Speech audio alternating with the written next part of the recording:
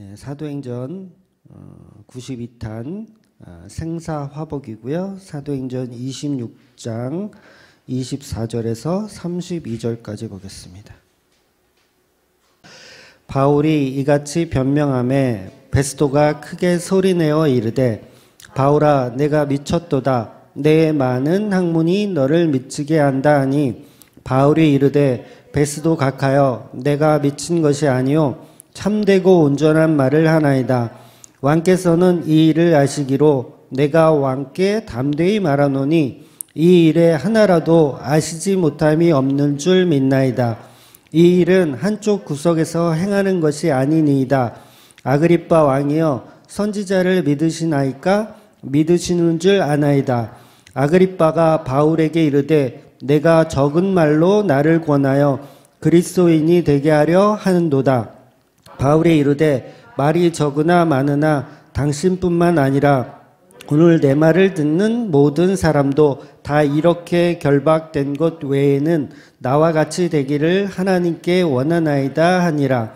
왕과 총독과 베니게와 그 함께 앉은 사람들이 다 일어나서 물러가 서로 말하되 이 사람은 사형이나 결박을 당한 행위가 없다 하더라. 이에 아그리빠가 베스도에게 이르되 이 사람이 만일 가이사에게 상소하지 아니하였다라면 석방될 수 있을 뻔하였다 하니라. 아멘. 네, 오늘 본문에서 등장하는 아그리빠 왕은 유대인인 것 같아요. 유대인이기 때문에 하나님 말씀을 믿고 있는 사람이고 선지자의 말들을 믿는 사람으로 보여집니다. 그럼에도 불구하고 아그리빠 왕은 바울이 전하는 예수님의 말씀이죠. 예수님 말씀이죠. 그 말씀 믿지 않는 거예요. 그러니까 하나님은 믿지만 예수가 그리스도라는 걸 믿지 않는 것이죠. 한마디로 말해서 이제 말이 통하지가 않는 거예요. 우리는 가끔 교회에 다니는 사람들과 이렇게 신앙에 대해서 이야기를 하다 보면 복음에 대한 이야기를, 십자가 복음에 대한 이야기를 나누다 보면 이 말이 통하지 않을 때가 있습니다. 교회를 다니는 사람이고 하나님을 잘 믿는 사람인데도 불구하고 잘 말이 통하지 않을 때가 있어요. 특히 이제 천주교인들도 마찬가지죠. 천주교인들도 우리와 비슷하게 하나님을 믿는 것 같지만 전혀 말이 통하지 않을 때가 있어요. 그러니까 지난주에 말씀드린 그 추수감사절의 개념만 보더라도 이 추수감사절의 개념은 우리가 물질에 대한 복에 대한 감사 이런 것만 나누는 게 아니라 본질에 대한 이야기, 그 추수감사절이 말하고 있는 진정한 의미가 뭔지에 대한 이야기를 하려고 하면 사람들은 그것을 받아들이지 않더라는 거죠. 그러니까 성경은 우리가 물질에 대해서 감사하는 것은 사실 성경이 굳이 이야기하지 않아도 초등학교 가면 다 윤리나 도덕 시간에 다 배우는 거잖아요. 그러니까 기독교의 추수감사절의 의미는 십자가로 이루어지는 영원 추수의 개념. 그 이제 구약에는 수장절이라고도 표현하고 뭐 초막절이라고도 표현을 하죠. 그러니까 예수 그리스도의 십자가 은혜로 다 이루심, 다 이루었다. 이제 다 이제 덮는 거죠. 다 이제 추수하는 거죠. 그런 개념으로 우리가 추수감사절을 보내야 하는데 교인들은 그렇게 받아들이지 않더라는 거예요.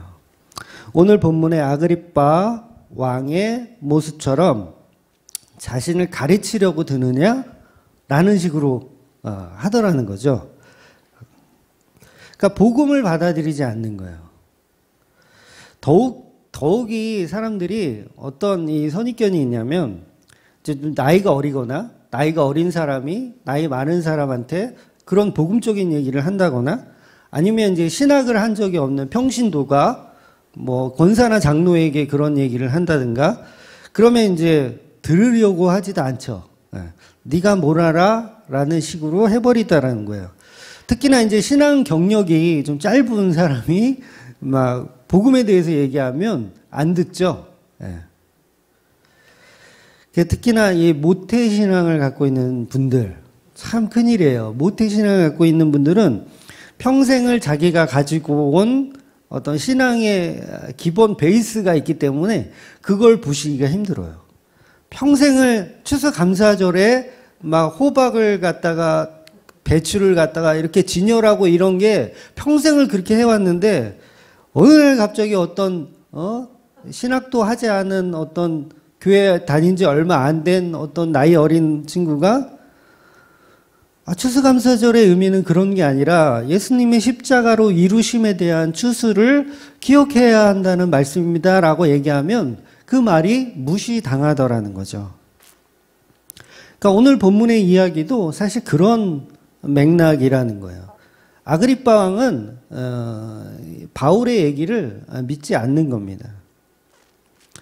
그런데 이런 추수감사절의 의미도 사실 우리들이 그냥 만들어서 하는 얘기가 아니라 갈라디아서 4장 9절에 우리가 지난주에 확인해 봤잖아요. 날과 절기를 아직도 지키는 것은 천박한 일이라고 사도 바울이 그렇게 얘기하잖아요. 근데 이 천박하다는 건 원어로 보면 이런 뜻이에요. 굉장히 가난한 해석이다. 굉장히 수준이 떨어지는 그런 해석이다. 추수감사절에 풍요에 대한 감사를 하는 건 수준이 그걸 하지 말라는 얘기가 아니라 굉장히 수준 떨어지는 행동이다라고 바울이 이야기하더라는 거예요. 거기에 십자가의 의미를 부여하지 못하면 그건 수준 떨어지는 행동이라는 거죠. 그런데 거기에 우리가 기분이 나쁘죠. 여태까지 우리가 막 열심히 무 배추를 날라다가 이렇게 해놨는데 그 의미를 무시해버리니까 기분이 나쁜 거예요. 그래서 바울이 이렇게 성경을 가지고 설명을 해도 이 아그리빠 왕은 이해하지 못하는 겁니다. 그러니까 하나님은 가인과 그의 재물을 받지 않았다는 사실을 우리는 주목해 볼 필요가 있어요. 오히려 가인은요, 제사를 드리지 않고 잠이나 잤거나 아니면 강에 가서 물고기나 잡았으면 살인자가 되지도 않습니다. 그죠? 근데 가인은 하나님 앞에 제사를 드리려고 해가지고 오히려 죄를 범하는 죄를 범하게 되는 거예요. 하나님 앞에 뭔가 더 좀 해보려고 했던 그게 차라리 안 했으면 난 거죠. 안 했으면 살인자가 될 일도 없고 하나님께 원만 불평할 일도 없는데 가인은 제사 드리면서 죄를 범했던 거예요.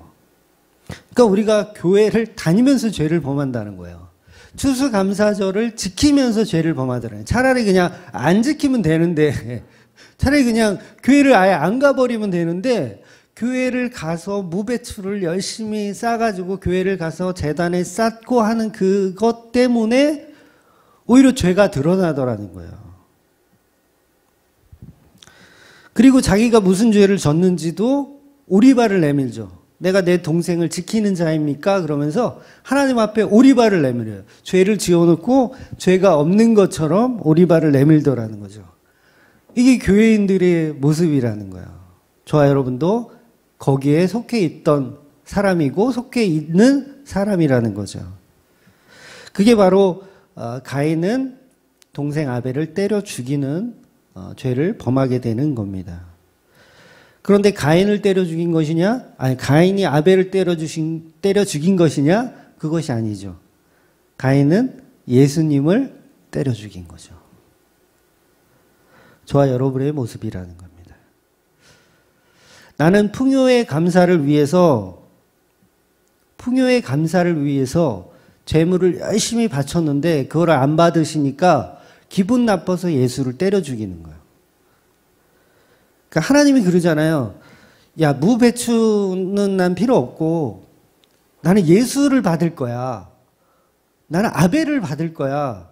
라고 하니까 가인 형이 기분 나빠서 아벨을 때려 죽이는 거, 예수를 때려 죽이는 거죠.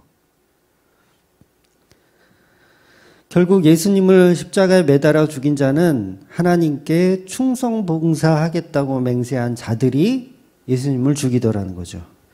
헌신과 구제와 그 모든 것에 열심을 부리던 가인들이 추수감사절에 열심히 풍요에 대한 감사를 올리던 그 가인들이 예수님을 십자가에 달아 죽이더라는 거죠. 왜냐하면 내가 드린 제물은 안 받으시고 저놈의 제물은 받으시니까 그 대상을 삭제시키려고 하는 거죠. 그래서 가인은 하나님이 아벨과 그 제물인 양을 받는 것이 화가 나서 동생 아벨을 살해한 겁니다. 우리가 드리는 열심, 우리가 드리는 무, 배추, 쌀, 뭐 이런 거를 하나님이 받지 않으면 결국 불쾌하더라는 거죠. 우리는 불쾌하더라는 거예요. 그것이 바로 가인의 제사이고 가인의 제물이었던 겁니다. 오늘날에도 그 가인의 제사와 제물을 열심히 하나님께 감사한다는 이유로 열심히 드리고 있는 것과 마찬가지입니다. 그러나 하나님은 인간의 피땀 눈물을 받으시는 게 아니라 어린 양 예수만 제물로 받으시더라는 거예요. 구약에만 그런 게 아니라요. 지금도 동일합니다. 근데 우리는 여전히 예수가 없는 풍요를 감사하는 명목으로 하나님 앞에 죄를 짓고 있더라는 거예요. 그래서 이렇게 복음을 전하면 기분이 나쁘죠. 무 배추를 내려놔 십자가가 본질이야 라고 얘기하면 기분이 나쁜 겁니다. 그래서 결국 복음 전하는 자에게 돌을 드는 거죠. 그렇게 너 잘났냐? 그러면서 스데반을 때려 죽인 거고 바울을 때려 죽이려고 하더라는 거예요. 교인들이 그렇다라는 겁니다. 그럼에도 우리는 바른 십자가 복음이 너무 감사해서 어떤 상황에서도 우리가 바울의 모습, 스데반의 모습으로 살아낼 수 있어야 된다는 것이죠. 그래서 추수감사절에도 우리가 이렇게 절망하지 않고 십자가 은혜를 계속 전하는 것입니다. 그러니까 추수감사절 예배를 안 드린다고 하면 이상하게 보거든요. 그러니까 노예나 어디 목사님들 가운데서도 저희 교회는 추수감사절 예배를 안 드립니다. 그러면 이상하게 봐요. 어떻게 그런 교회가 있지? 이런 배은망덕한 하나님께 감사할 줄 모르는 이상한 교회구나 라고 생각하더라는 거예요. 오히려. 그러니까 본질을 모르고 있는 거죠. 우리가. 가인의 재물을 가치 있게 여기는 거예요. 여전히. 물론 다시 한번 말씀드리지만 받은 은혜에 대한 감사를 하지 말라라는 게 아닙니다. 본질에 대한 이야기를 드리고 있는 거예요. 이런 식으로 우리가 전도를 하다 보면 어떤 사람하고는 도저히 말이 통하지 않을 때가 있어요. 뭐 어떤 사람이 아니라 대부분의 사람하고는 말이 통하지 않을 때가 있습니다. 겉으로 대놓고 우리가 표현하진 않지만 말이 통하지 않으면 우리가 어떻게 합니까? 그러니까 슬피 우나요? 아니면 피하나요? 속으로는 그런 마음이 있어요. 에라이 지옥에나 가버려라. 예. 그런 마음 없지 않고 있지 않습니까? 저도 가끔 지금 요즘에는 좀 별로 없는데 과거에는 좀 있었던 것 같아요. 내가 복음을 이렇게 이 은혜롭게 막 전하려고 하는데 못 알아들어. 계속 무배추가 옳대. 그러면 막 속으로 부글부글 끓으면서 에라이 지옥에나 가버려라. 물론 예수님도 그런 말씀을 하셨어요. 거룩한 것을 개에게 주지 말며 돼지에게 진주를 주지 마라. 오히려 너를 상하게 할까 염려된다. 이렇게 말씀하신 게 있어요. 그런데 중요한 건 개, 돼지가 누군지 모른다는 거예요. 우리는. 그건 우리의 판단이죠. 잠깐 이야기해보고 말이 통하지 않으면 이건 돼지구나. 이건 개구나. 이렇게 판단할 수가 없다라는 거예요. 왜냐하면 그 결론은 우리에게 없기 때문에. 그럼 결국 그 말씀의 의미는 뭐냐면 성령님께 맡겨드려야 된다는 거죠. 그러니까 그를 저주하고 이게 못 알아듣는 인간은 지옥에 나가라라는 식으로 저주하라는 게 아니라 우리는 개돼지가 누군지 모르니까 끝까지 성령님께 맡겨드리고 복음을 전해야 된다는 거죠. 그러니까 오늘 바울의 이 태도를 유심히 한번 보면 그 모습이 보이더라는 거예요. 그러니까 개돼지로 보지 않아요. 이 아그리빠 왕이나 베스도나 뭐 그 누구에게도 바울은 개돼지로 보지 않습니다. 그러니까 하나님이 선택한 사람이라고 끝까지 믿고 있는 거예요. 그래서 무슨 말을 합니까? 당신도 나처럼 되기를 원한다. 이 결박당하고 이런 것만 빼고 당신도 나처럼 예수 믿는 자가 되기를 원한다. 이렇게 고백하더라는 거예요.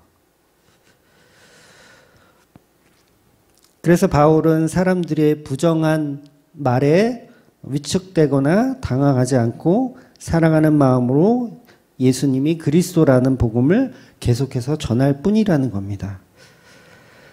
바울은 계속해서 당신들도 나와 같이 되기를 원한다라고 축복을 하고 있더라는 거예요. 축복을. 그러니까 끝까지 개돼지로 보지 않는 거죠. 참 이 신앙이 참 이게 성령 받아야 가능한 신앙인데 끝까지 개돼지로 보지 않고 축복하고 있는 모습.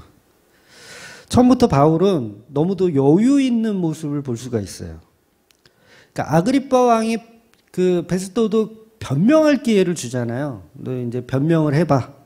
그랬을 때 바울은 내가 살기 위한 변명을 하지 않아요. 내가 살기 위해서 이것은 이렇고 저것은 저랬다 막 이렇게 나를 치장하면서 변명하지 않고 아주 정확하게 그냥 예수 그리스도의 복음을 그냥 간증하고 있더라는 거예요.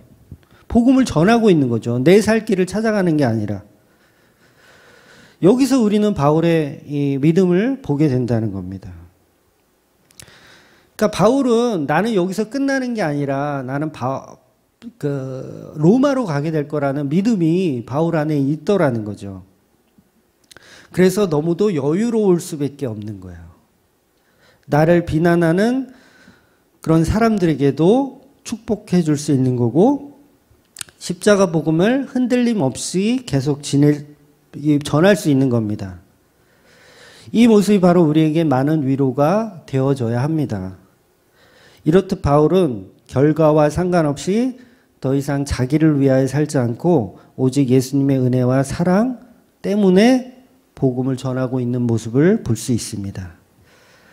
아마 바울 곁에 바울을 믿고 따르던 제자들이 다 떠나가도 바울은 눈 하나 깜짝 안 했을 것 같아요.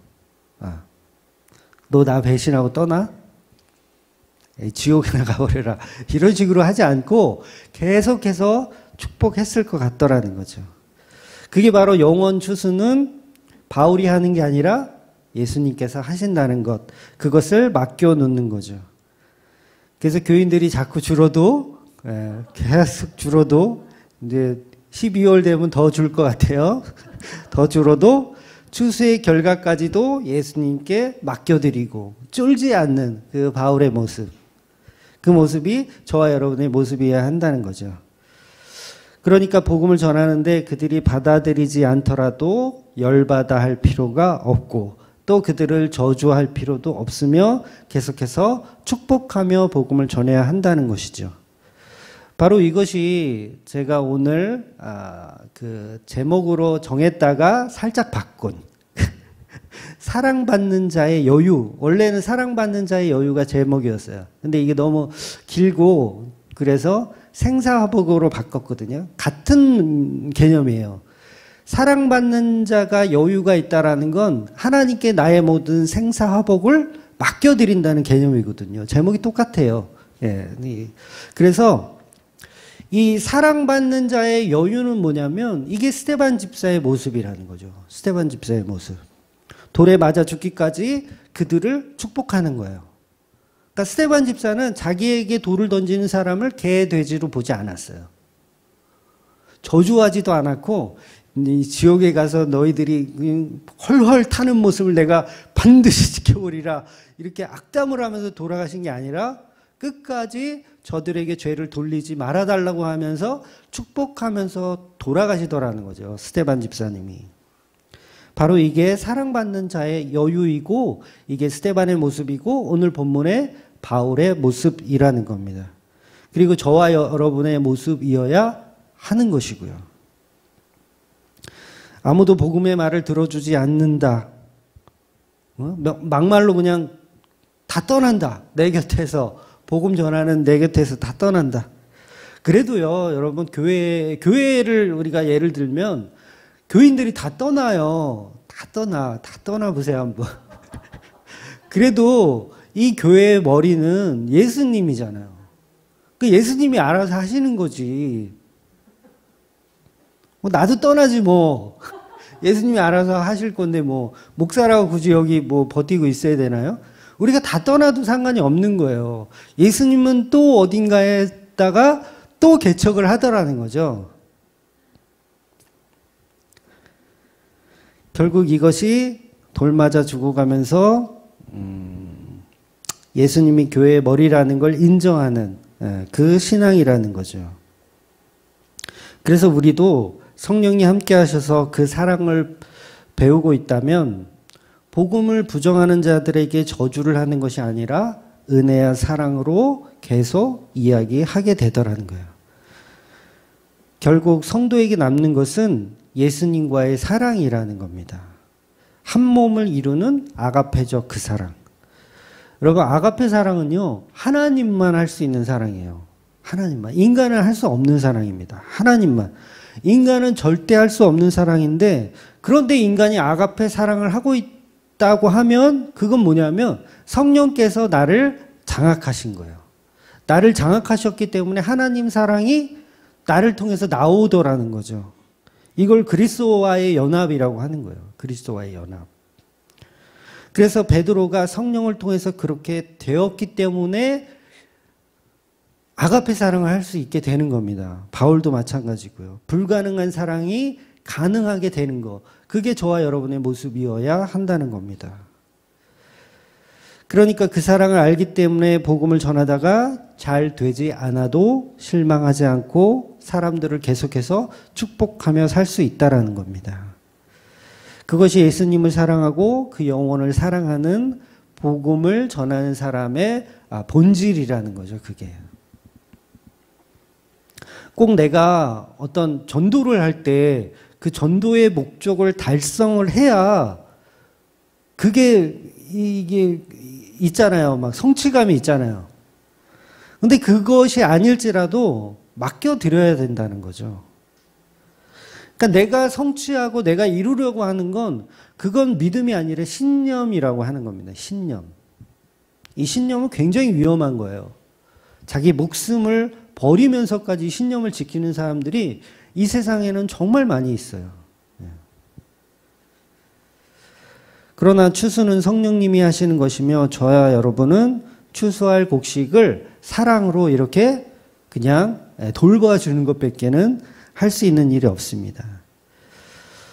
그렇다면 우리가 복음을 전하다가 화를 낼 일도 없고 전도에 대한 가치를 나에게 부여할 필요도 없더라는 거죠.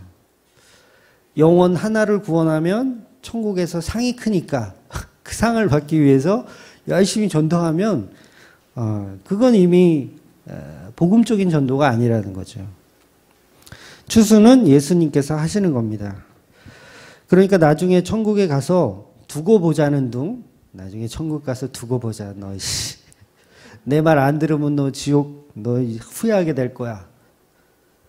이런 식의 복음 전파는 바른 방식이 아니라는 겁니다. 물론 책망을 하지 말라는 얘기는 아니에요. 어쩔 때는 독사의 자식이라고 책망도 해줘야 되지만 그 책망이 어떤 저주의 책망이 아니라 사랑의 매라는 거죠. 사랑의 매. 저주는 예수님만 하십니다. 우리가 저주할 필요가 없어요. 우리는 그냥 사랑의 매, 사랑의 책망만 하는 겁니다. 그래서 우리는 스데반처럼 바울처럼 끝까지 추수할 영혼이라고 믿고 사랑으로 복음을 전하는 겁니다. 결국 우리가 예수님을 통해서 배우는 것은 하나님 사랑과 이웃 사랑입니다. 나는 그런 사랑을 할 수 있는 존재가 아닌데 예수님이 나와 연합하여 그 사랑을 이루어 가시는 겁니다. 그래서 예수를 믿는 것이 곧 하나님 사랑과 이웃 사랑의 실천이라는 거예요. 그러면 예수께서 내 안에 오셔서 그것들을 이루어 가신다는 거죠. 스데반 집사가 그 모습이 된 거예요. 그 모습이 된 거예요. 바울이 그 모습이 된 거고요. 바울을 그냥 내버려뒀으면 절대로 이웃사랑할 수 있는 인물이 될 수가 없습니다. 바울은. 그런데 불가항력적 은혜로 거부할 수 없는 사랑으로 바울을 예수님이 찾아가셔서 연합하여 또 다른 예수를 만들어낸 거예요. 또 다른 예수를. 그래서 지금 바울은 자기와 의견이 다른 사람들에게 저주하지 않고 사랑하고 있더라는 거죠. 예수님이 돼버린 거예요. 이게 굉장히 놀라운 겁니다. 옛날 같으면요, 자기하고 생각이 다르다고 하면 바울은 가만 놔두질 않아요. 심지어는 죽여버립니다. 나하고 생각이 달라? 그러면 감옥에 보내거나 때리거나 아니면 심지어는 죽여버리는 그런 스타일의 사람이 바울이었어요. 근데 지금은 자기하고 의견이 다름에도 불구하고 상대를 축복하고 사랑하고 있더라는 거죠.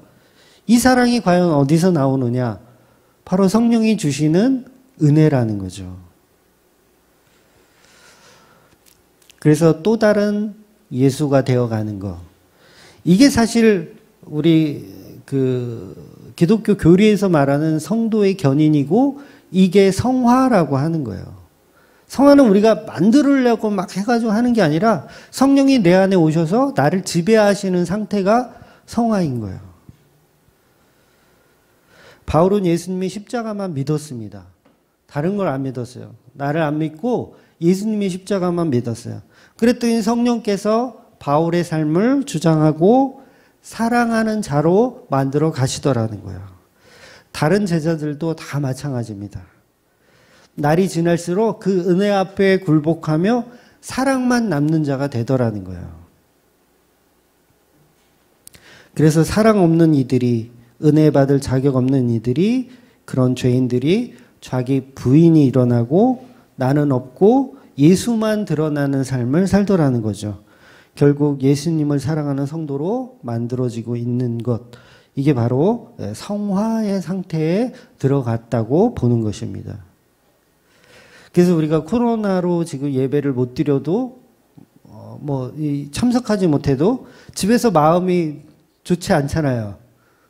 네, 경험 다 있으시죠? 못 가, 교회를 못 가. 식구들이 못 가게. 직장에서 못 가게. 그러면 막 이 마음이 아프잖아요. 그게 예수님을 사랑하고 있다라는 증거잖아요. 하나님은 계속해서 그래서 우리의 연약함을 통해서 사랑을 설명하고 계신 거예요. 사랑을 설명하고 계신 거. 그러니까 요즘 코로나19 때문에 인간이 얼마나 무능력하다는 것을 새삼 깨닫지 않습니까? 이 세상의 주인이 인간인 줄 알잖아요. 인간이 만물의 영장이다. 인간이 최고다. 근데 저 요즘 드는 생각은 아니야. 바이러스가 세균이 만물의 영장이야. 외계인이 이 지구를 만약에 예를 들어서 왔다. 그러면 이 지구의 주인하고 뭔가 협상을 해야 돼. 그럼 누구하고 협상할까? 옛날에는 그러면 지구에 오면 보통 이제 옛날에 개미라는 그 소설도 있는데 외계인들이 오면 개미들하고 협상을 할 것 같아요. 왜? 이 지구의 주인은 개미다. 개미 종족수가 엄청 많거든요. 개미다. 근데 요즘 드는 생각은 아니야. 개미도 아니고 바이러스. 외계인들이 지구에 와서 뭔가 협상할 일이 있으면 바이러스를 찾아갈 것 같아요. 야, 우리가 지구에서 뭘 좀 하려는데 너희들이 좀 허락 좀 해줘. 바이러스를 찾아가. 우리 인간한테 찾아오지 않아요. 우리 인간을 하찮게 보는 거예요. 왜 그 고깃 덩어리가 그냥 상온에 이렇게 있으면 세균에 노출되면 일주일이면 그냥 막 썩잖아요. 못 먹잖아요. 부패하고 냄새 나고. 근데 전에도 말씀드렸지만 통조림 안에 딱 밀폐시켜가지고 세균이 들어가지 않게 딱 밀폐시켜 놓으면 5년이고 6년이고 고기가 안 썩어요. 너무 신기하지 않아요, 이거? 그러니까 세균이 우리보다 능력자인 거 맞잖아요.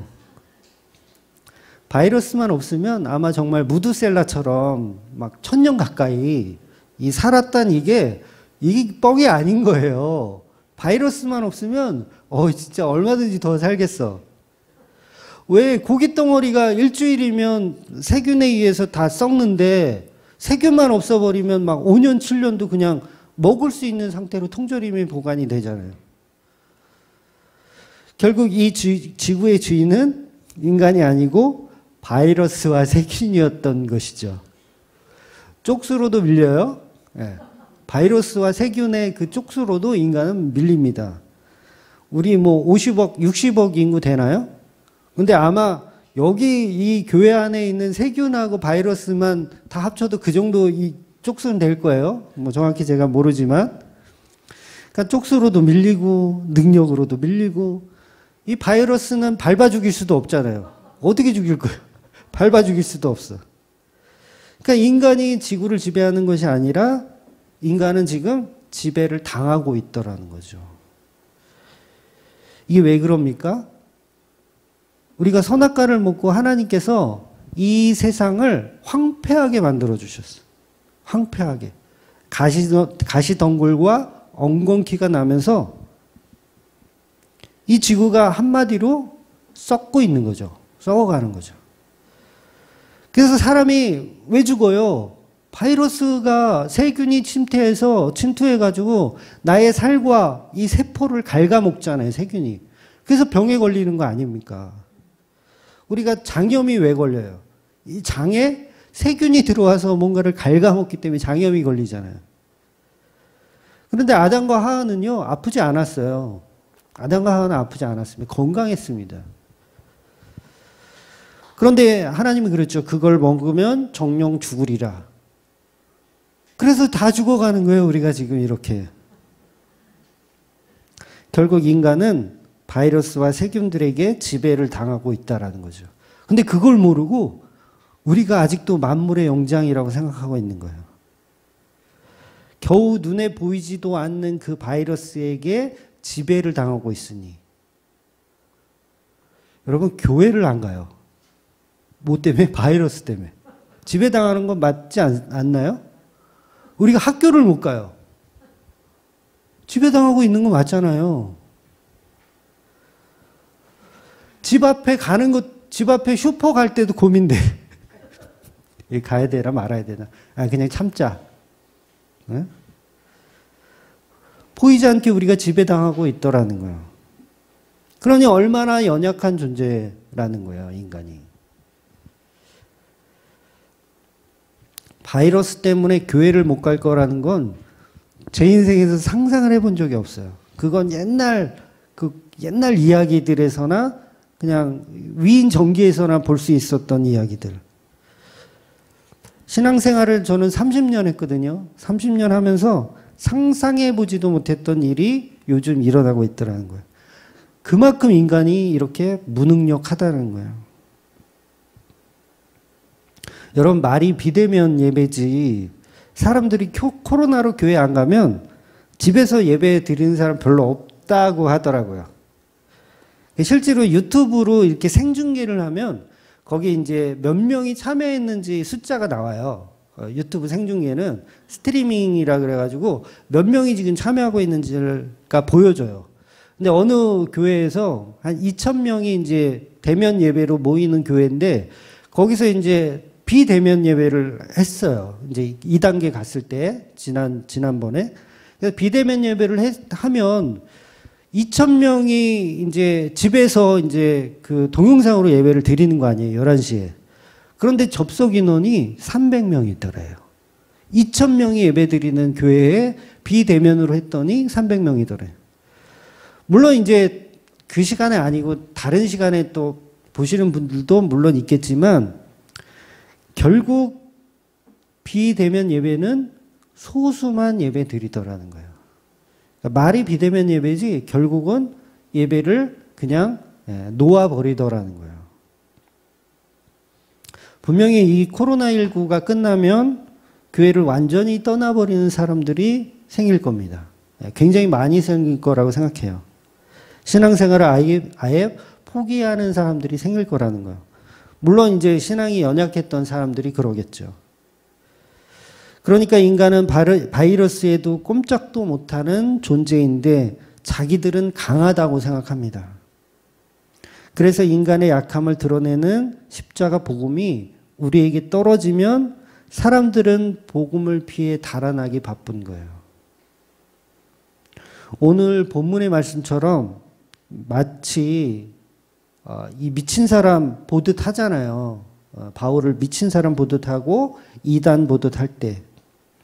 왜 그렇게 보죠? 자기는 강하다고 생각하는 거예요.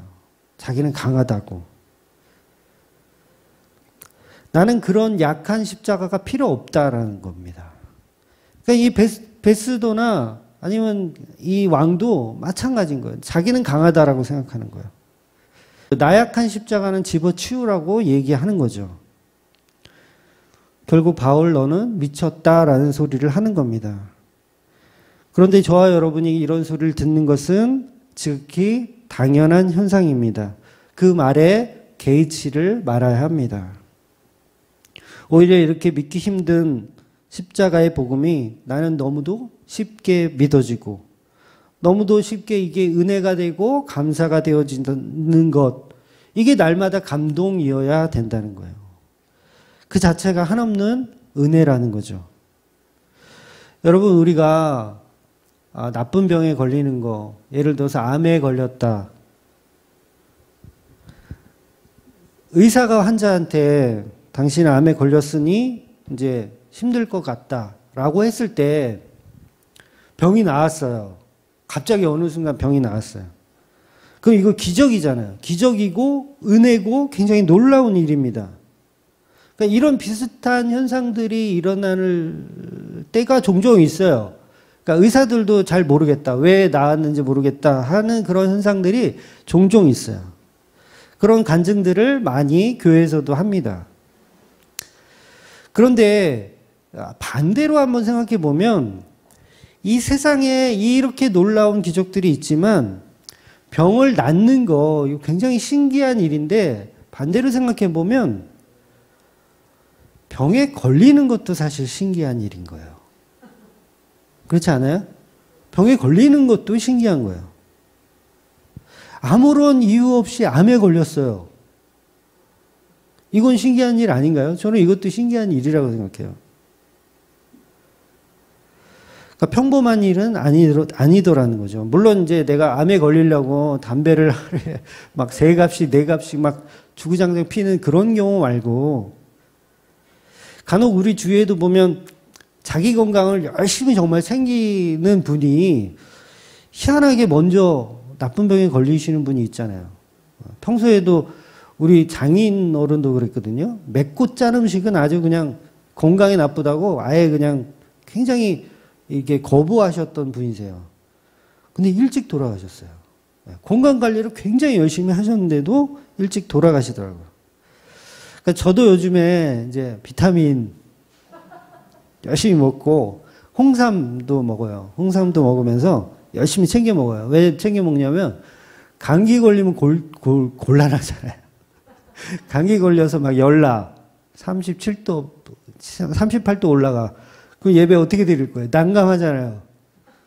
그래갖고 열심히 지금 감기 안 걸리려고 이렇게 비타민 먹고 운동도 하고 홍삼 먹고 막 이러는데 하나님 병을 주시면 소용없더라는 거예요. 주시면 소용없다라는 거예요. 그러니까 결국 건강한 것, 병든 것, 모든 것이 내 마음대로 되지는 않더라는 거예요. 그냥 우리의 삶 자체가 그냥 모든 것이 은혜여야 한다는 거예요. 그러니까 병이 나아도 은혜, 병이 걸려도 은혜, 코로나 안 걸려도 은혜, 걸려도 은혜.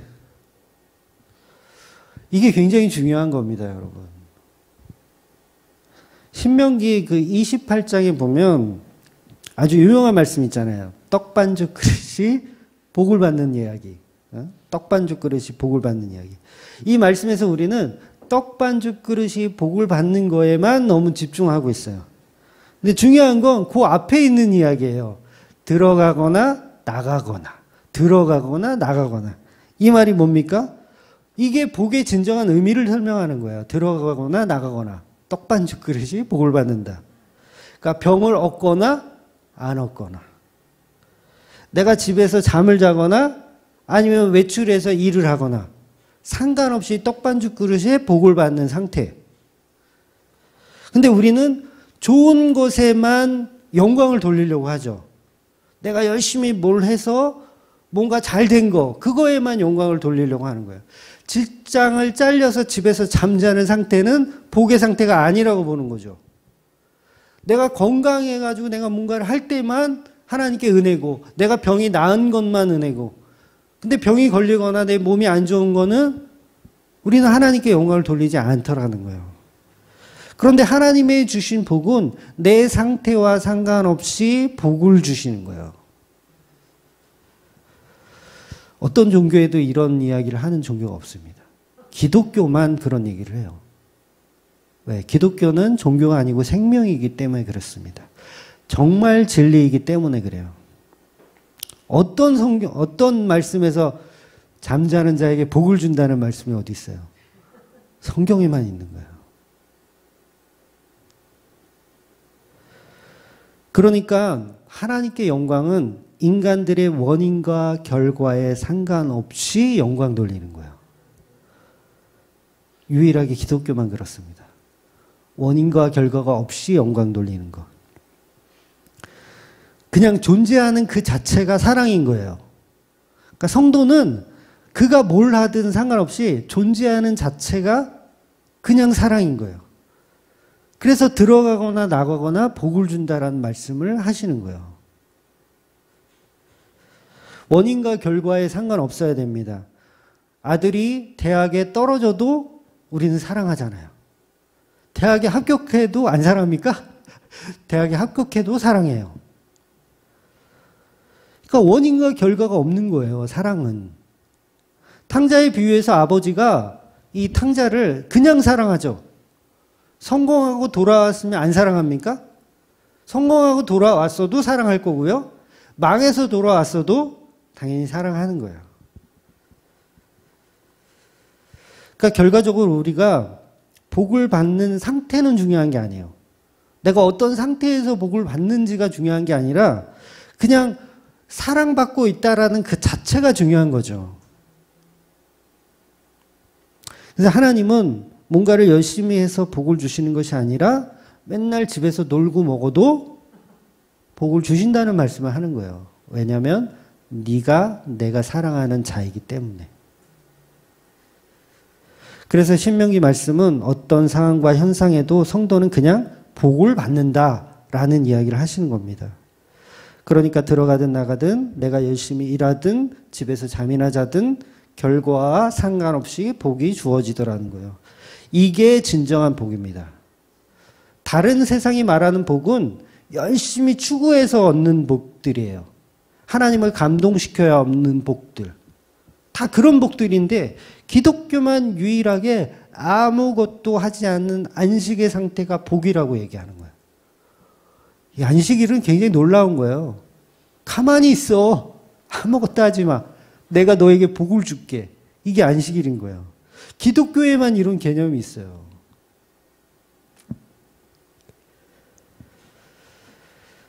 그래서 진정한 복은 어떤 상황이 만들어지는 게 아니라 그냥 주어지더라는 거예요. 그래서 코로나19가 창궐한 이때에도 십자가 복음으로 예수를 그냥 사랑하는 거, 환경과 상관없이 예수를 사랑하는 거, 그것이 진정한 복입니다. 내가 바울처럼 감옥에 가도 그건 은혜이고, 감옥에 갇혀도 은혜이고, 또 옥문이 열리는 경우도 있잖아요. 찬양하고 기도했을 때 옥문이 열려도 은혜이고, 병에 걸려도 은혜이고. 하나님 왜 나 병 안 낫게 해줘요? 3번 기도하잖아요, 바울이. 병 낫게 해주세요. 근데 바울이 그걸 안 거예요. 아, 상황과 상관없이 나는 복받은 자이구나. 그러니까 병이 걸려도 은혜이고, 나아도 은혜이고, 독사가 안 물고 지나가도 은혜이고, 그렇다고 나를 물어도 은혜이고, 서울대 합격해도 은혜이고, 떨어져도 은혜이고.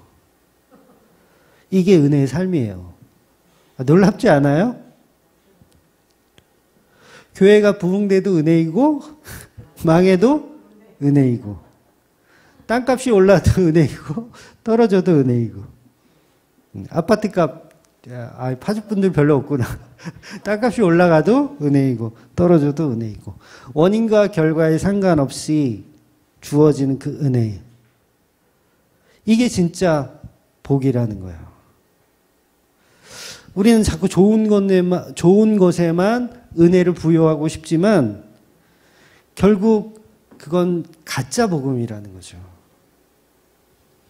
반쪽짜리 복음. 그러니까 연말 돼서 막 하나님께 영광 돌리는 것 있잖아요. 막 연예인들 막 연예대상 받고 그러면 그런 것만 은혜가 아니라 거기서 떨어져도 은혜인 거죠. 결과와 상관없이. 그러니까 하나님께 감사하지 말라는 얘기가 아니에요. 감사하세요. 대학 합격되면 감사하세요. 감사하지 말라는 얘기가 아니에요. 그러나 아닌 것에도 감사할 줄 알아야 된다는 거죠. 동일하게. 근데 동일하지가 않잖아요. 좋은 것에만 더 감사하고 나는 대학 떨어져서 감사헌금 하는 사람 본 적이 없어요.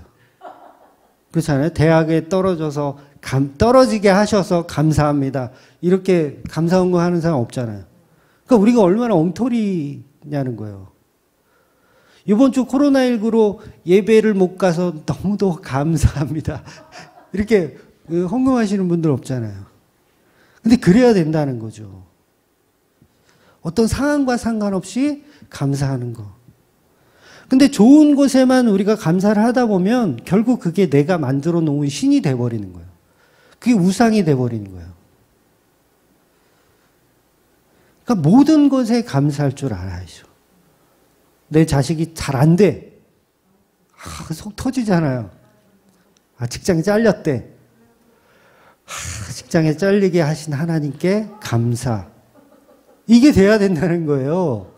그렇게 누가 만들어 가시냐? 성령께서 그렇게 만들어 가신다는 거예요. 참으로 역설이죠. 기독교에만 있는 참 특이한 역설이에요.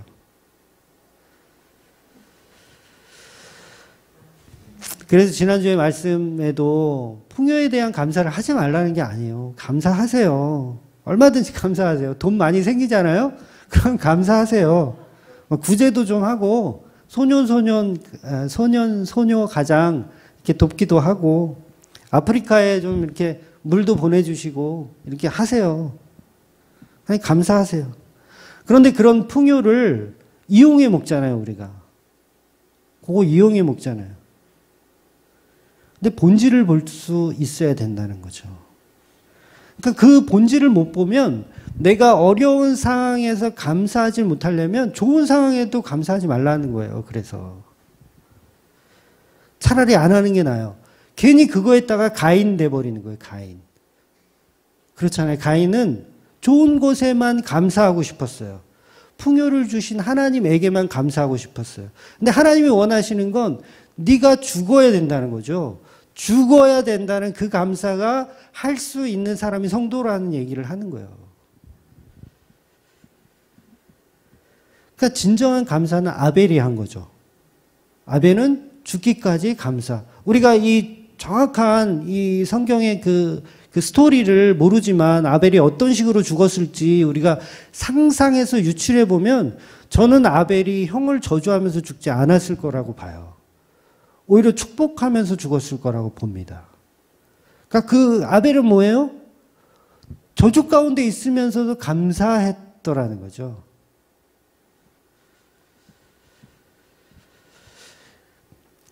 그러니까 나에게 내가 원하는 복을 주는 하나님으로 만들지 말아야 하는 겁니다. 내가 원하는 것을 주는 하나님.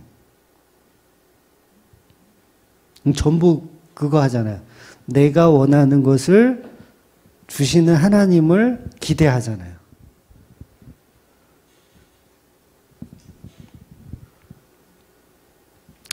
여러분, 인간은요, 먹고 배부르면 더 많이 하나님께 감사할 것 같죠? 네. 그 개수작이라니까요. 천만의 말씀이에요. 저도 마찬가지고요. 여러분도 다 마찬가지입니다. 내가 예전에는 복음이 좀 견고하지 않았고 신앙이 좀 이렇게 기복주의적인 게 너무 많았지만 지금은 내가 바른 복음 알아. 그래도 우리 목사님 만나가지고 성경도 지금 한 2년 가까이 보고 너무 복음에 대해서 난 이제 좀 깨달았어. 해탈했어. 아, 하나님이 이제 나한테 돈 좀 많이 주셔도 요거를 잘 사용할 수 있을 만한 그릇이 된 것 같아.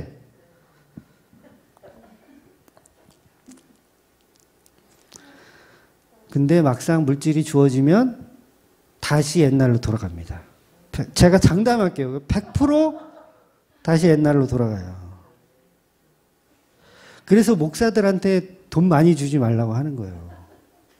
물론 우리 같이 작은 교회 말고 큰 교회들은 담임 목사한테 막 수억을 막 주잖아요. 그게 뭐 하는 거냐면 그 교회 망치는 거예요. 교회를 망치고 있는 거예요. 인간은 누구나 풍요하게 살게 되면 옛날로 돌아갑니다. 반드시 그렇게 될 수밖에 없어요. 그래서 적당하게, 우리도 다음 주에 재직회를 하지만 적당하게 해야 돼요. 적당하게. 터무니없이 목사의 요구에 다 들어주면 큰일 나는 거예요. 그래서 목사는 가급적이면 그냥 기도와 말씀에 집중할 수 있을 그것만 해결해 주면 되지 막 호의호식하게끔 만들어주면 교회 망합니다. 또 반대의 경우도 있어요. 우리 목사님 청빈하니까 월급도 알아서 해결하고 막 돈을 안 줘. 그런 경우도 안 되고요. 그런 경우도 안 되고. 요새는 뭐 사례비를 받지 않는 목사들이 막 인기가 있더라고요. 근데 그것도 개수작이에요. 교회는요, 건강한 교회는 그냥 성도들의 수준에 맞게 이렇게 적당하게 이렇게 금액을 책정해서 목사를 이렇게 사례비를 드리는 게 가장 좋습니다. 교인들은 막 파지 주워서 헌금해. 파지 주워가지고 헌금하는데 목사는 막 벤틀리 타고 다녀. 그것도 안 되는 거고, 이 성도들은 하루 세 끼 잘 먹는데 목사는 맨날 라면만 먹어. 제 얘기하는 거 아니에요? 목사는 맨날 라면만 먹어. 그것도 안 되는 거예요. 적당하게. 그래서 막 사례비 안 받는 교회, 저도 그런 목사 좀 섬겨봐서 아는데 다 개뻥이더라고요. 사례비 안 받는다고 해놓고 뒤로 다 챙기더라고. 그러니까 건강한 교회라고 그러면서 이제 건강한 교회라고 사기를 치는데 엉터리입니다. 그래서 인간은 먹고 배고프면 반드시 다른 신을 섬기게 됩니다. 신명기 31장 20절 볼게요. 시작. 내가 그들의 조상들에게 맹세한 바 젖과 꿀이 흐르는 땅으로 그들을 인도하여 드린 후에 그들이 먹어 배부르고 살찌면 돌이켜 다른 신들을 섬기며 나를 멸시하며 내 언약을 어기리니. 네, 제가 한 말이 아니라 하나님이 하신 말이에요. 그러면 제 말이 맞아요, 틀려요? 맞죠. 우리는 괜찮은 것 같아. 40년 광야 생활하면서 이제 겸손도 알았고 하나님의 은혜도 알았고 이제 좀 복음에 대해서 알 것 같아. 그런데 결국 처먹고 배부르면 다른 신을 섬기더라는 거예요. 하나님이 지금 뭐 하시는 거예요? 장담하고 있는 거예요. 내가 장담한다. 너희들은 먹고 배부르면 다른 신을 섬기게 돼. 그래서 적당히 주시는 게 하나님의 은혜예요. 그래서 만나를 얼마큼 주십니까? 적당하게. 매일 먹을 수 있는 양만큼 적당하게 주시는 거예요. 그게 은혜예요. 근데 우리는 이 적당함의 은혜를 가치 없게 생각해요. 무조건 많이 줘야 돼. 남들은 서울대 못 갈 때 내 자식은 서울대 가야 그게 은혜야. 근데 아니에요. 중간만 딱 하세요. 그게 은혜예요. 중간 하기가 얼마나 힘든지 아세요? 저는 주로 이제 중간을 좋아하는데 학교 다닐 때도 항상 성적도 중간, 뭐 우리 남자들은 뭐 싸움하는 것도 서열도 중간만. 중간이 가장 은혜스러운 자리라는 거예요. 그래서 우리가 원하는 복은 뭡니까? 많은 돈, 많은 명예, 많은 권력, 큰 아파트, 좋은 차, 이런 게 전부 우리가 원하는 복이에요. 근데 하나님은 우리에게 우리가 원하는 복을 주시는 분이 아니라 우리에게 필요한 복을 주시는 분이라는 거죠. 필요한 복. 근데 우리는 필요 없어요. 그러는 거야. 그거 필요 없어요. 돈이나 주세요.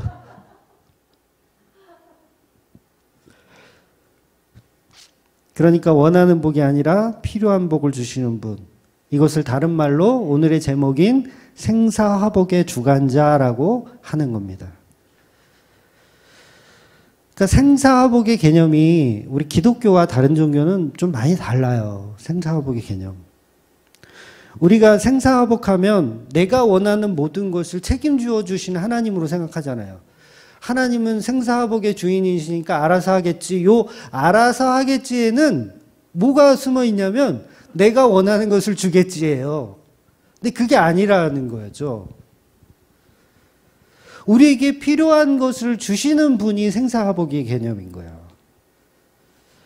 그러니까 어린아이가 뱀을 달라고 하면 안 주시고, 칼을 달라고 하면 당연히 안 주고, 원하는 것을 주시는 분이 아니라 필요한 것을 주시는 분. 근데 그 필요한 것이 뭐예요? 좋은 것, 성령이라는 거죠. 하나님 보실 때 이해온 너한테 지금 필요한 거는 성령이야. 그런데 제가 필요한 건 아닌데, 저는 돈인데 돈이 더 필요한데, 명예가 더 필요하고 권력이 더 필요한데요. 아니야, 내가 볼 때 너가 필요한 건 지금 성령이야 라고 말씀하시는 거예요. 그래서 우리가 필요한 거는 그 성령을 통해서 얻어지는 예수 그리스도의 십자가 은혜라는 거죠. 그래서 우리가 원하는 것을 주시는 하나님은요, 100% 바알입니다. 우리가 얼마나 많은 바알을 섬겼어요. 우리가 원하는 것을 주시는 하나님은 바알이에요. 근데 우리에게 필요한 것을 주시는 분은 하나님이고요. 정말 조심하셔야 돼요. 그래서 우리가 얼마나 이교도적인 기도를 많이 했습니까? 그래서 차라리 기도하지 말라는 거예요. 그럴 바에는 원하는 것을 자꾸 달라고 할 바에는 하지 마. 그래서 우리에게 필요한 것 하나님 주시옵소서. 필요한 것. 내가 필요한 건 성령입니다. 그걸 달라고 기도하셔야 돼요. 누가복음 11장 10절에서 13절까지 볼게요. 누가복음 구하는 이마다 받을 것이요 찾는 이는 찾아낼 것이요 두드리는 이에게는 열릴 것이니라. 너희 중에 아버지 된 자로서 누가 아들이 생선을 달라 하는데 생선 대신 뱀을 주며 알을 달라 하는데 전갈을 주겠느냐. 너희가 악할지라도 좋은 것을 자식에게 줄 알거든 하물며 너희 하늘 아버지께서 구하는 자에게 성령을 주시지 않겠느냐 하시니라. 그렇죠. 네. 그런데 우리가 예수님께서 분명히 이렇게 말씀하셨는데도 불구하고 기도 제목을 써놓으라고 하면 전부 뭐예요? 가정의 문제, 직장 문제, 사업의 문제, 전부 그런 거 써놓고 구역별로 돌아가면서 중보기도 받고, 이게 뭐예요? 내가 원하는 것을 주세요 하고 떼를 쓰는 거죠. 계속 정갈 달라 그러고 칼 달라 그러고 그런 거는 똑같은 거죠. 결국은 하나님이 우리에게 주시는 건 우리가 원하는 걸 주시는 게 아니라 하나님이 너에게 필요한 걸 주시는 개념이라는 거죠. 그러니까 우리가 원하는 걸 받아내는 건요, 그거 무당들이 하는 무속적인 행동이에요. 그러니까 교회에서 우리가 기도할 때도 마찬가지예요. 내가 원하는 걸 계속 기도하고 있으면 그 무속적인 행동을 하고 있는 거예요. 무속적인 행동. 생사화복이라는 게 뭐예요? 하나님이 알아서 다 하시는 거예요. 근데 뭘 달라 그래요? 네? 그렇지 않아요? 뭘 달라 그래요? 하나님이 주고 싶은 생사화복의 복은 따로 있는데 그게 예수님의 십자가 은혜고 십자가 복음이고 그게 구원이고 그게 천국의 소망이잖아요. 성령이 오시면 그 복을 알게 되고 그 은혜로 그 십자가의 은혜로 우리가 살게 되는 거죠. 우리에게 가장 필요한 복이 있다면 그 복은 바로 예수 그리스도의 십자가 은혜라는 거죠. 사막을 한 4시간 동안 걸었어요. 땡볕에 한 4시간 동안 걸었어. 그때 가장 필요한 게 뭘까요? 물. 시원한 물 한 잔이 가장 필요하죠. 근데 황금 덩어리 1만 달란트를 준다고 생각해 보세요. 그 사람 죽습니다. 그 사람 죽어요. 반드시 죽어요. 이 금덩어리를 쥐고 4시간을 걸어왔는데 물을 주는 게 아니라 금덩어리를 줘. 그럼 그거 들고 어떻게 해요? 죽는 거예요. 그거 끼고 죽는 거예요. 근데 물을 마신 사람은 살아나죠. 그러니까 나는 금덩어리를 원했는데 하나님이 보실 때 너가 필요한 건 물 한 잔이야. 그 물 한 잔 주시는 거예요. 그래서 하나님은 우리가 원하지 않았던 복음을 주시는 거예요. 우리가 원하지 않았어요. 십자가 언제 예수님 보고 십자가에 달리라고 했어요? 여러분이 달리라고 했어요? 예수님 십자가에 달리세요 했어요? 안 해요. 근데 우리가 필요한 것을 십자가로 주시더라는 거예요. 원하지 않았는데 우리는 그냥 돈이나 좀 주지 돈이나 좀 주지 무슨 십자가에 왜 달리시고 그래요? 근데 그게 물 한 잔이라는 거예요. 우리에게 필요한 생수. 근데 우리는 계속 금덩어리를 원하는 거죠. 그거 더 들고 가다가 죽습니다. 그러니까 내가 지금 병에 걸렸을 때 가장 필요한 것은 병을 낫게 하는 게 아니라 하나님께 영광을 돌리는 그 믿음이 더 중요하다는 거예요. 근데 우리는 그런 십자가의 은혜, 믿음 이런 건 필요 없고 그냥 병이나 빨리 낫게 해달라고 하잖아요. 그러니까 이게 우리가 죄인임을 계속 고발당하는 거죠. 죄인이구나. 뭘 해도 죄인이구나. 병에 걸려도 죄인임이 고발당하고 건강해도 죄인임이 고발당하고 계속 고발당하는 거죠. 그래서 복음이 일방적으로 우리를 치고 들어오는 거예요. 강제적으로 알게 하시는 거죠. 바로 이런 전형적인 삶의 케이스가 바로 바울의 삶입니다. 이 삶이 이해가 되셔야 고난이 이해가 되는 거예요. 그리고 생사화복의 개념이 이해가 되시는 겁니다. 앞으로 27장에 들어가면 고난이 또 기다리고 있죠. 계속 바울에게 고난이 기다리고 있어요. 바울의 인생에서 고난은 끊이지 않습니다.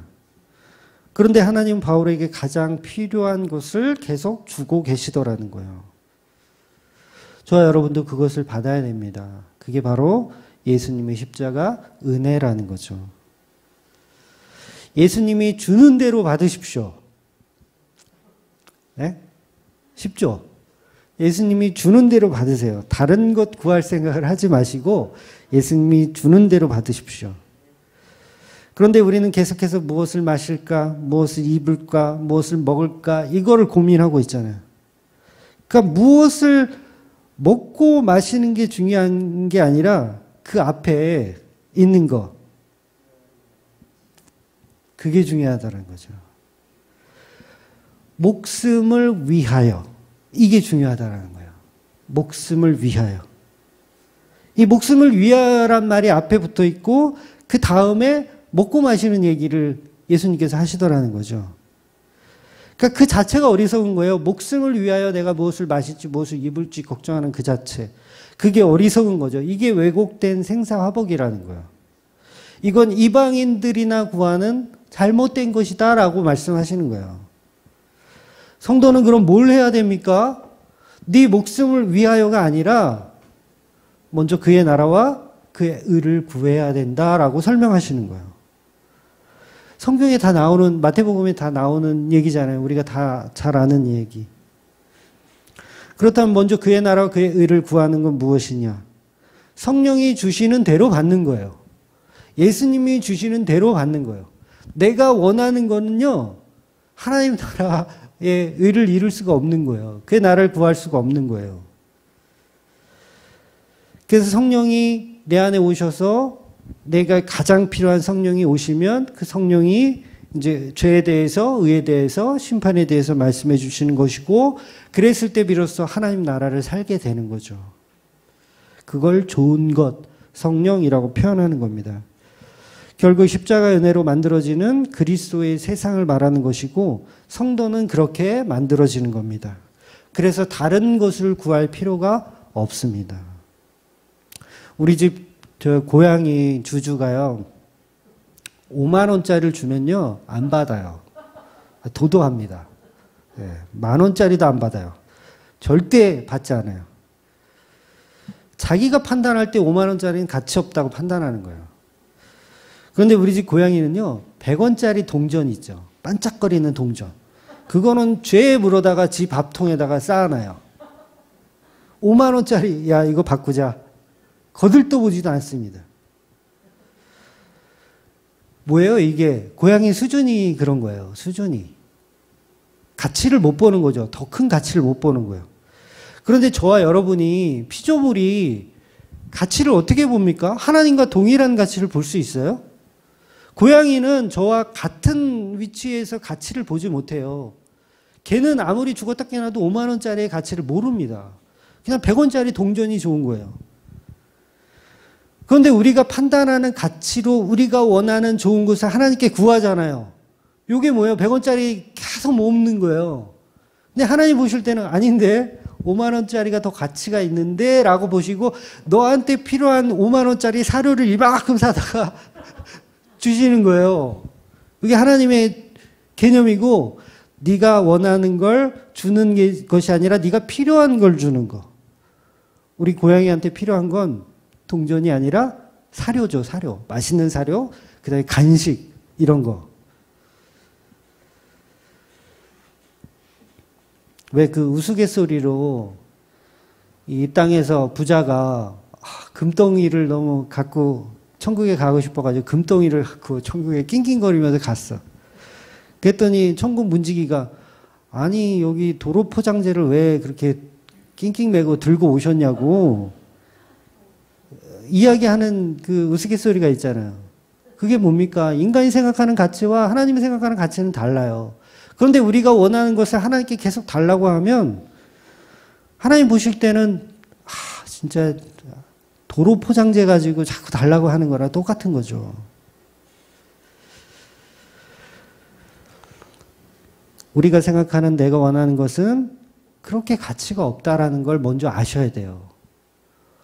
내가 가치 없는 것을 구했구나라는 걸 아셔야 돼요. 그러니까 자꾸 그런 가치 없는 것을 교회에 와서 소원으로 빌고 있어요. 계속. 교인들이 소원 빌고 있어요. 그러니까 성도는 하나님이 주시는 대로 받는 것이 성도입니다. 내가 보는 가치로 보시면 안 되고 하나님의 가치로 받으셔야 됩니다. 어떤 게 더 가치 있을까? 내가 판단하는 건 틀렸어요. 내가 판단하는 건 틀려요. 하나님이 판단해 주셔야 맞습니다.